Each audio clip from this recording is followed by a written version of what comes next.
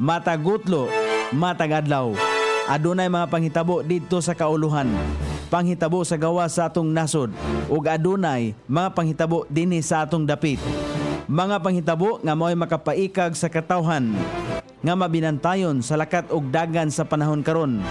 Itanyag ning istasyon DXSR ang 7 o'clock Breakfast News.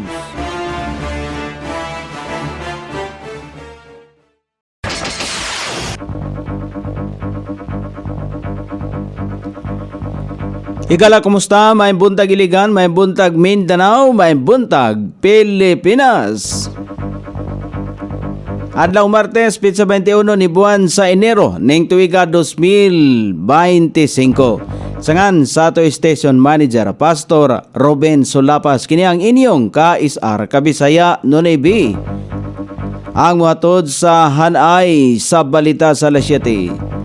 O karon sa uluhang tudling sa itong mga balita, timbre sa concerned citizen bahin sa drug activity, nagmalamposon. Transaksyon sa droga, nasakspan sa mga pulis, suspect na kuhaan o ginadiling droga. Pagtukod o tenement housing, gisugda na. Health emergency allowance, padayon nga giproseso sa Gregorio Tillot's Memorial Hospital. Sa kauluhan, duha ka Pilipino og Chinese national gipasakan og reklamo sa NBI ngadto sa DOJ tungod sa pagkahimong espiya. Department of Agriculture gisiguro ang pagdeklara og food emergency alang sa bugas lamang og dili makaapektar sa ubang basic commodities. Supreme Court nagpagawas og TRO versus Comelec aron pugnan ang nga kansilahon ang COC ni Jonas Cortez. Sa balita sa gawas sa nasod, Taiwan nagpatuman og pinakaunang pagbitay sulod sa 5 ka tuig. Balita sa kinabuhing Kristohanon, usa ka estado sa India magpatuman og mas istrikto nga anti-conversion law. Kini ang uluhang tudling sa ato mga balita nga dalit kanato ning istasyon.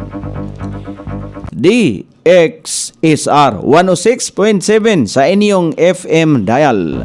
Ang bugtong radyo sa dakbayan siligan nga nagsibya sa balang kasulatan, pinasubay sa inspired and preserved, not simply dictated King James Version sa Anchor Broadcasting Corporation. O karon sa kompleto nga detalye, drug dealing activity sa Purok 3A, St. Michael's Heights sa sakop sa Barangay Buron na sikop sa mga otoridad. Kini human adunay concerned citizen ang nakatimbre bahin sa gihimo nga drug activity sa mga lugar. Nadakpan kini sa nakalabayng adlaw sa Taknas Kautuhon sa pagresponde sa kapulisan. Duha ka lalaki ang nakita nga naghimo sa maong kalihukan. Usa niini ang nadakpan samtang ang laing isa ang nakaikyas gikan sa mga kamot sa tinugyanan sa balaod. Nakuhaan og droga ang dinakpan nga gibanabanang nagkantidad kini og duulan 5,000 pesos. Gidala sa presinto sa kapulisan ang suspitsado, lakip na ang nakumpiska nga droga og giandam na ang kasong ipasaka batok kaniya. Nakuhaan og duha ka medium og tulo ka gagmayng sase sa gituang Cebu ang 25 anyos nga lalaki kasakan transaksyon ini sa iyang parokyano niadtong nakalabayng adlaw dito sa Purok 4, Barangay Saray. Naagian sumala pa sa mga sakop sa Police Station 5 ang upat ka lalaki nga adunay transaksyon sa illegal nga droga. Nadakpan ang usa sa upat samtang nakasibat ang tulo ka mga kauban nini. Ang suspek giila nga taga Purok 2, Layangan, Maigo, Lanod del Norte. Human sa gihimong pagsusi sa mga nakuha nga ebidensya, gidala sa Police Station 5 ang nadakpan aron kasuhan sa paglapas sa paghupot sa ginadiling droga. Gisugda na ang pag-layout ang tenement housing ana sa Vista Village sa Barangay Dalipuga. Sumala pa ni Ray Roque, head sa Housing Resettlement Office, nga gadawat na ang ilang opisina og mga aplikante alang sa gusto nga moavail sa housing.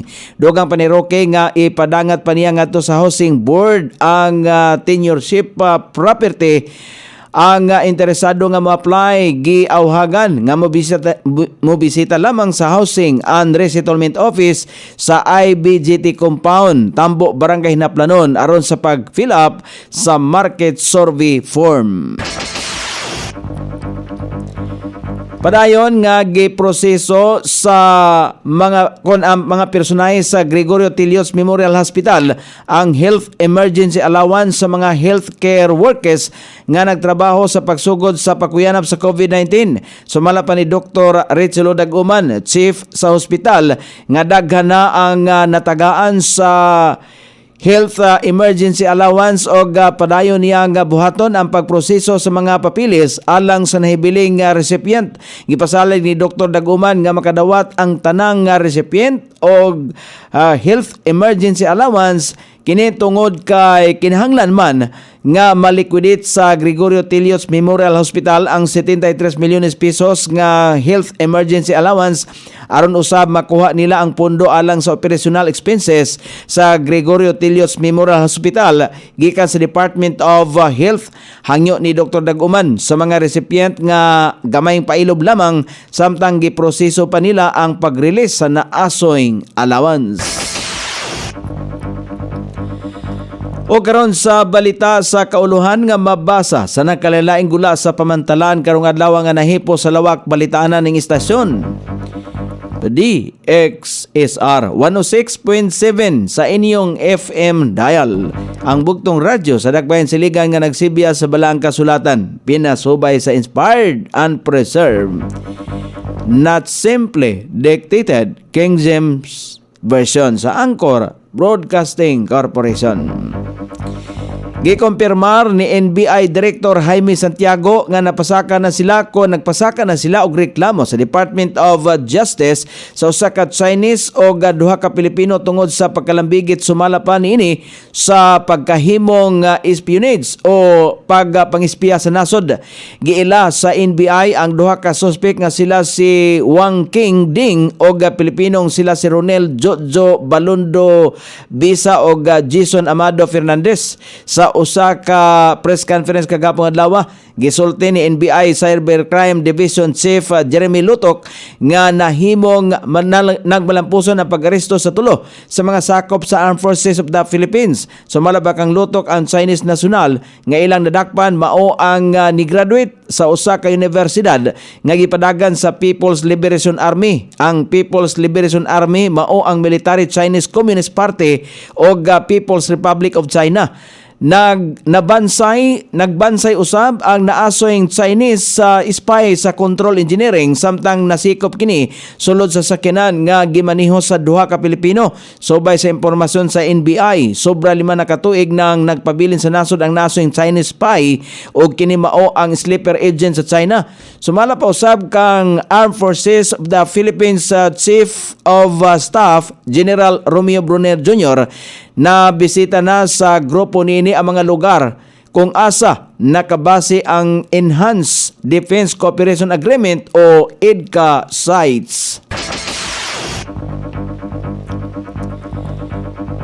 Gisiguro sa Department of Agriculture nga ang suhestyon sa National Price Coordinating Council NPCC nga magdeklara og food emergency ang alang lamang sa rice o dili ang tanang basic commodity sa merkado. Sumala pa sa Department of Agriculture Assistant Secretary for High Valued Crops Sagip Saka ang Intellectual Property Deputy Spokesperson Attorney Josel Panlilio siguro niya nga ang food emergency aron marilis ang mga stock sa mga warehouses sa National Food Authority ug dili usab makaapektar kung dili maapektuhan ang pipila ka mga common goods nga gipalit sa merkado. Sumala pa niya adunay gahom ang NPCC nga mag-anunsyo og food security emergency sa uban pang mga basic goods kung adunay mga makitang irregularidad sama sa illegal price manipulation o extraordinary increase sa mga presyo nini. Samtang padayon usab nga nagulat ang bahin sa Department of Agriculture alang sa paghidangat sa solusyon may tungod sa deklarasyon sa food emergency for rice. Kung sa higayon nga madawat na kini sa kalihim ang pagatun-an una kini sama sa nahimong pahayag ni Agriculture Secretary Francisco Chio Laurel Jr. nga posible nga pagdeklara niini sa dili pa matapos ang bulan sa Enero, labaw na kung makita na ang panginhanglan sa deklarasyon ini. Sa pagkakaron, padayon usab nga gilauman ang pagdeklarar sa food emergency for rice, samtang kagapong adlaw usab nakatakda nga magsugod ang pagpatuman kon pagbutang og maximum suggested retail price ang ahensya sa mga presyo sa imported nga bugas nga ana sa 58 pesos ang kilo. Nagpagawas ang Korte Suprema og Temporary Restraining Order TRO nga magpugong sa kumilik nga ipatuman ang pagkanselar sa Certificate of Candidacy ni Jonas Cortez alang sa pagkamayor sa Mandawi City sa Cebu sa 2025 nga national og local elections. Gipugnan usab ang ngatangtangon ang iyang pangalan sa listahan sa mga kandidato alang sa naasoing posisyon, samtang gimanduan sa Supreme Court ang kumilik og ang ginganlan og Erwin Estandarte nga magkomento sa petisyon sa sulod sa 50 kon 15 ka mga adlaw. May numduman nga nagpasaka og petisyon si Cortez alang sa certiorari sa Supreme Court human nga gibalibaran sa Commission on Elections kumilik ang iyang motion alang sa reconsideration mahitungod sa pagkanselar sa iyang Certificate of Candidacy. Samtang nangayo usab ang kampo ni Cortez sa injunction og status quo ante order o gipadayag ni Attorney Kalipayan nga representative ngadto kaniya ang paglaom human nga gitugutan sa Korte Suprema og ang 5 pa kauban pang nagpasaka og petisyon alang sa ilang mga TRO nga nagpakita sa kaandam sa Supreme Court nga manggilabot kung adunay nakitang problema sa mga desisyon sa kumilik.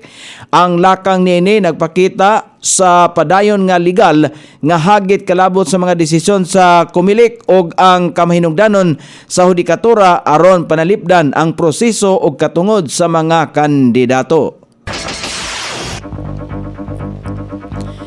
O karon sa balita sa gawas sa nasod, gihukman sa Korte sa Taiwan ang 32 anyos nga piniriso human nga guilty kini sa kasong pagpatay sa iya ang kanhi girlfriend ug ang inahan ini. Human nga mapamatud ang guilty sa iyang kaso, gisentensyahan siya og bitay sa iyang mga kasalanan.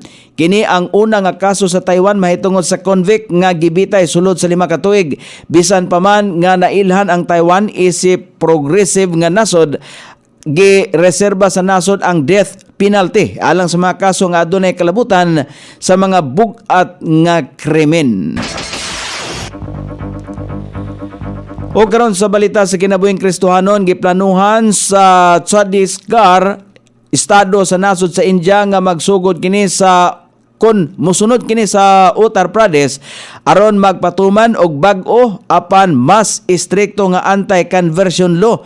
Katuyuan sa nasong balaod mao ang pagpugong bisan unsang pamaagi sa forced conversion diin ang pagbalhin og laing tinuhuan moagi sa legal nga proseso.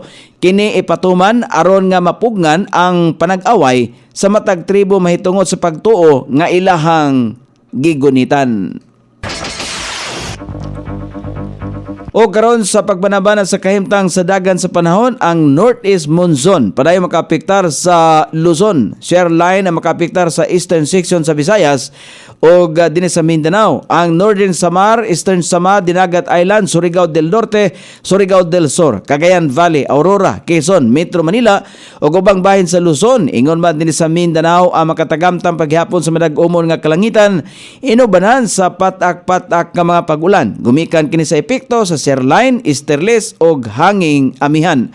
Sukod sa temperatura dinhi sa Dakbayan Silingan, ang kabugnaon na nasa 24 ug ang kainiton mosangko sa 30 degrees centigrado. Ang adlaw misilang kaganiya sa alas 6:25 ug mosahop unya sa alas 5:50 sa sayong takna sa kagabion.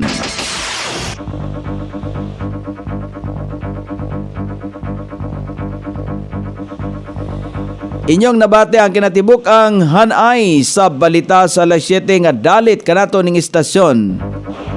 DXSR 106.7 sa inyong FM dial. Ang bugtong radyo sa dakbayan siligan nga nagsibya sa balang kasulatan pinasubay sa inspired and preserved, not simply dictated King James Version sa Anchor Broadcasting Corporation. Sangan sa tigsuwat sa atong balitang international ug sa kinabuhing Kristohanon, pitjan sa balita lokal Coney Island sa ato station manager Pastor Ruben Solapas. Kini ang inyong ka-isar Kabisaya Nonay B. Magpasalamat ug maingon, maayong buntag, Iligan.